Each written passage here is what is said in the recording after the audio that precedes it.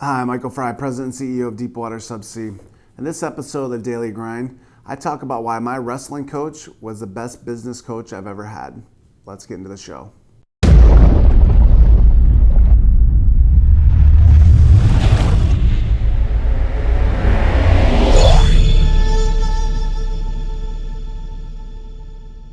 So my high school wrestling coach used to tell us all the time, when you step on the mat, there's no excuses. And one of the things I found interesting about that now as I fast forward, 25 years, 30 years, in business today, there's no excuses. I can't blame, say, the Saudis in the Middle East for whether or not my business is successful today here in Houston. I can't blame my competition down the street whether or not my business is successful here at the office. What I have to do is when I step on the mat, when I step out into the business sector, I have to be willing to compete and do whatever it takes to win. I use the example of wrestling. I wrestled my entire life, from elementary school kid even to an adult. And the thing that I loved about wrestling is there were no excuses.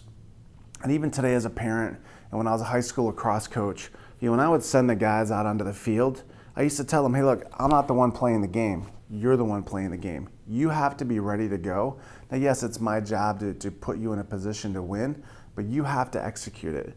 So in today's market, today's daily grind, what I want to talk about is what is your sustainable competitive advantage? If you and I walk into the business place at the same time, what sets you apart from me? What's going to allow you to be sustainable for the long term in this market, this downturn that we're in right now? Money at the end of the day is not a sustainable advantage. Yes, you might be able to bleed out longer, but there's little companies, Deepwater Subsea and some others, who are starting to steal market share. We're stealing market share because when we walk on the mat, we're doing things differently. We're out working, we're getting up at the 5 o'clock in the morning, we're doing the little things that we need to do to help support our customers. I go and I talk to people and I say, hey, look, here's the services that we bring to the table.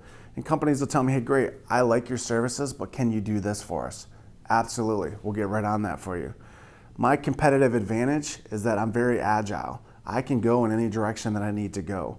But if I step on the mat and I go, this is what I do, this is my box of services, I'm not gonna do anything else, I'm not gonna go outside and think differently, what happens is you start losing market share. Don't blame the industry for why you're losing business when other companies are gaining business.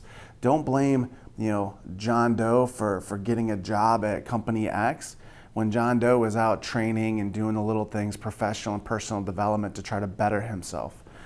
So for me, this daily grind is about one thing. What is your sustainable competitive advantage in a downturn? The largest oil and gas support company just laid off like another 10,000 people, lost supposedly like $1 billion in revenue. What are you willing to do to stay competitive in this downturn? Something to think about.